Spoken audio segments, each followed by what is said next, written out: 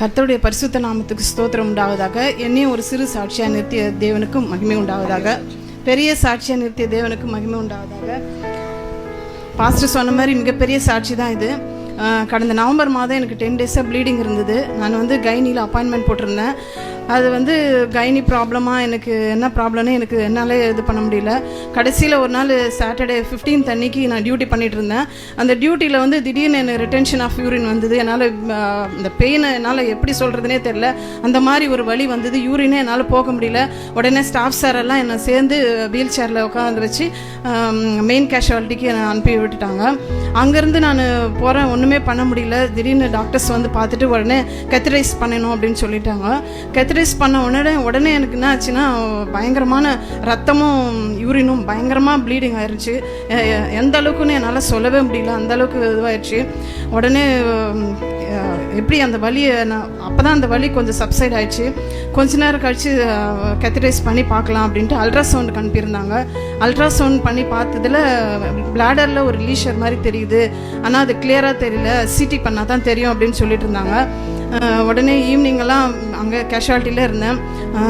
Pastor வந்திருந்தார், Madan pastor, Narmada வந்திருந்தாங்க. நர்மதா பார்த்துட்டு சாதாரணமாக தான் இருக்கும்னு நினச்சாங்க. அவளாலே என்னால் பார்க்க முடியல. கடைசியில் பாஸ்டர் உள்ளே ஜெபிச்சுட்டு போனார்.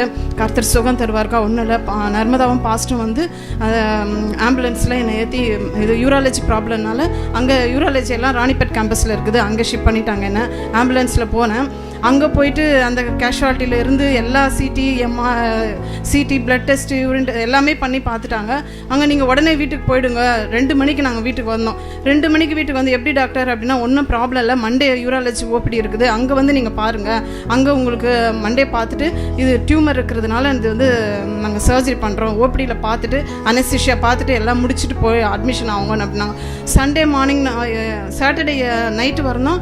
மறுபடியும் சண்டே மார்னிங்லாம் எனக்கு பெயின் சரியாகலை, அப்படி இப்படி கொஞ்சம் இருந்துட்டேன். மறுபடியும் பாஸ்டர் கால் பண்ணி சொன்னேன், என் மக தான் பாஸ்டர் கால் பண்ணேன், ஒன்றும் இல்லை, கர்த்தர் சுகம் தருவாருமா, ஒன்றும் இது பண்ணாதீங்கன்னு சொல்லிட்டு ஜெபம் பண்ணார். மறுபடியும் ஈவினிங்லாம் என்னால் கண்ட்ரோல் பண்ணவே முடியல. என்னால் அந்த பெயின் அதுவே முடியல. நாங்களே ஸ்ட்ரெயிட்டாக ராணிப்பேட் கேம்பஸ்க்கு கேஷுவாலிட்டியில் போய் அட்மிட் ஆகிட்டோம். டாக்டர்ஸ் உடனே பார்த்து பிளாடர் வாஷ் கொடுத்து அதுக்கப்புறம் வார்டில் அட்மிட் பண்ணிட்டாங்க. மறுபடியும் பாஸ்டர் கால் பண்ணி என் மக தான் தொடர்ந்து ஒரு நிமிஷமும் கால் பண்ணி பாஸ்டர் பேசிட்டே இருந்தா, ஒன்றும் இதுமாக கர்த்தர் சுகம் தருவார், ஒரு விஷனை கொடுத்துருக்குறாரு, அக்கா நல்லபடியாக முடிஞ்சு ஒரு ஸ்மைலிங் ஃபேஸை காட்டுறேன்னு ஆண்டவர் வெளிப்படுத்தினார்மா அப்படின்னு சொன்னார். பிள்ளைங்க ஆனால் அந்த சண்டே நான் அட்மிட் ஆகும்போது ஃபாக் மினிஸ்ட்ரிஸில் அந்த டெய்லி ஒரு வேர்ட்ஸ் அனுப்புவார் பாஸ்டர். டெய்லி நான் அறிக்கை பண்ணுவேன், கர்த்தர் பயப்படும் காரியம் அற்புதத்தில் முடியும்னு சொன்னார். அந்த வார்த்தையை நான் விடவே இல்லை, தொடர்ந்து நான் ஜெபிச்சுட்டே இருந்தேன். மண்டே அட்மிட் ஆகும்போது எனக்கு HB லோ ஆயிடுச்சு, 6.5 ஆயிடுச்சு. டாக்டர் சொன்னாங்க பிளட் டிரான்ஸ்ஃபியூஷன் பண்ணணும் அப்படி இப்படின்ட்டாங்க. உடனே 2 பாயிண்ட் எடுத்துலான்ட்டு 1 பாயிண்ட் எடுத்துனாங்க. அப்போ உடனே மக சொன்னால், மதனை நான் கால் பண்ணுறேன் மம்மின்னு கால் பண்ணி கேட்டால், பிளட் ஒன்றும் நடக்காது, கர்த்தர் சுகம் தருவார்னா சுகம் தருவார், எனக்கு விஷன் மூலமாக ஆண்டவர் சொன்னார் அப்படின்னு சொன்னார். 6.5 இருந்தது. 1 பாயிண்ட் ஏற்றுனா 1 கிராம் தான், 7.5 தானே. ஆனால் சடனாக 8.5 வந்தது. அது எப்படின்னே தெரில, ஆண்டவர் பெரிய கிருபை செஞ்சார். உடனே திரும்ப டாக்டர்ஸ் பார்த்துட்டு, நீங்கள் உடனே நாளைக்கே சர்ஜரி எடுத்துடுறோமா அப்படின்ட்டு.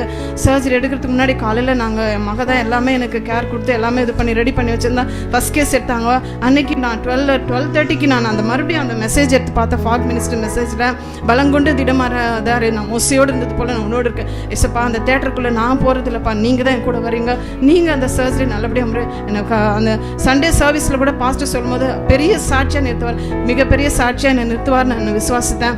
கர்த்தர் அந்த சர்ஜரியெல்லாம் நல்லா முடிஞ்சிருச்சு. அடுத்து டாக்டர்ஸ் என்ன பண்ணாங்கன்னா, இது டியூமர் நாங்கள் எதுவுமே சொல்ல, பயாப்சி ரிப்போர்ட் வந்தால் தான்மா, பயாப்சி ரிப்போர்ட் ஒவ்வொரு முறையும் நான் ஆனாலும் எதுவுமே பண்ணிக்கல. அதுக்கப்புறம் யூரின் டியூப் இருந்தது, அதெல்லாம் ரிமூவ் பண்ணிவிட்டு வீட்டுக்கு வந்துட்டேன்.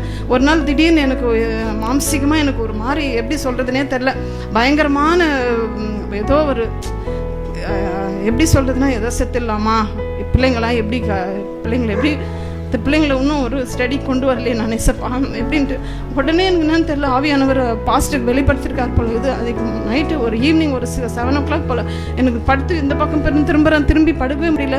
உடனே திடீர்னு பாஸ்டர் கால் பண்ணார், அக்கா என்ன பண்ணுறீங்க, ஏதோ எனக்கு பேசணும்னு தோணுச்சுக்கா, நான் வெளிப்படுத்தினான்னு. பாஸ்டர் கால் பண்ணி மறுபடியும் எனக்கு பேசினார், ஒன்றும் பண்ணாத, மருத்துவர் அறிக்கையை வந்து நீங்கள் இது பண்ணக்கூடாது, விசுவாச அறிக்கை பண்ணுங்கள், ஆண்டவர் சுகம் தருவார், உங்களை மறுபடியும் நல்லா டியூட்டி ஜாயின் பண்ணுற மாதிரி எனக்கு தரிசனம் கொடுத்தாரு அப்படின்னு சொன்னார். நான் விசுவாசத்து சரி மறுபடியும் தைரியமாக இருந்து நான் Thursday ஓபிடிக்கு போனேன். அந்த ஓபிடியில் கூட கர்த்தர் என்னை வெட்கப்படுத்தி உள்ள டாக்டர்ஸ் வந்து பார்த்துட்டு பாஸ்டர் இருக்குன்னு சொல்லி இந்த மெடிக்கல் மிராக்கல் நடக்கும் அப்படின்னு சொல்லிட்டு, அதே மாதிரி டாக்டர்ஸ் வந்து பார்த்துட்டு இது நார்மல், இதுதான், ஒன்றும் பிரச்சனை இல்லை, உங்களுக்கு எந்த ட்ரீட்மெண்ட் இல்லை, இன்ஜெக்ஷன் தேவையில்லை, டேப்லெட்ஸ் தேவையில்லை, நீங்கள் நல்லா ஒரு 6 weeks ரெஸ்ட் எடுத்துகிட்டு மறுபடியும் டியூட்டிக்கு நீங்கள் போகலாம் அப்படின்னு சொல்லிட்டாரு. எனக்கு முதலாவது நான் எனக்காக ஜெபித்த ஜெயக்குமாரும் மர்சியும் வந்து வீட்டில் வந்து அடிக்கடி வந்து எனக்கு ஒரு பூஸ்டர் மாதிரி எனக்கு என்கரேஜ் பண்ணி நல்லா ப்ரேயர் பண்ணுவாங்க. பாஸ்டர் வந்து எனக்கு நல்ல ஒரு திருச்சபை கொடுத்ததுக்கு நல்லா நன்றி சொல்கிறேன். பாஸ்டருக்கும் நர்மதாவுக்கும் நல்லா தேங்க்ஸ் பண்ணிக்கிறேன். தேங்க்யூ. ஆக்சுவலாக அவங்க போராட்டம் வந்து அவங்க நிறைய ஆங்கில வார்த்தைகளை மிக்ஸ் பண்ணி பேசுனதால நம்மள நிறைய பேருக்கு புரியாது. அவங்களுடைய நிலைமை நீங்கள் பார்த்தீங்கன்னு சொன்னால் அவங்க மரித்திருக்க வேண்டும். உண்மைதானே?